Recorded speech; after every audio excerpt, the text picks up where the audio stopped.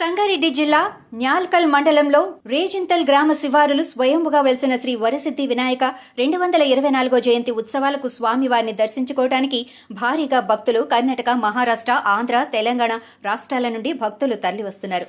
దక్షిణ ముఖం కలిగి ఉన్న వినాయకుడు గోధుమ గింజ అంతా ఉన్న స్వామి ప్రతి ఏటా పెరుగుతూ వస్తున్నాడు. స్వామి తాము కోరిన కోరికలు తీరుస్తున్న స్వామిగా వారిని మొక్కులు చెల్లించుకుంటూ ప్రత్యేక పూజలు నిర్వహిస్తున్నారు భక్తులు. ఇవాల్టి నుండి జయంతి ఉత్సవాలు ప్రారంభం కాగా 4 రోజుల వరకు కొనసాగుతాయి. మొదటి రోజు స్వామివారికి అభిషేకం, అలాగే 224 మంది కుటుంబాలతో గణపతి శతచండీ హోమాలు, తీర్థ ప్రసాదాలు అందజేస్తారు.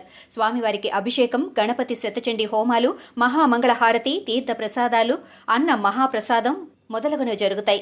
స్వామివారి జయంతి సందర్భంగా విశేష ఫల పంచామృత అభిషేకం, గణపతి శతచండీ హోమం మరియు హోమ సమాప్తి, మహాపూర్ణాహుతి, మహా నైవేద్యం, మహామంగళహారతి, తీర్థ ప్రసాదాలు, స్వామివారికి అభిషేకం, శ్రీ సిద్ధి బుద్ధి సమేత సిద్ధి వినాయక స్వామివారికి సామూహిక కళ్యాణ మహోత్సవం జరుగును.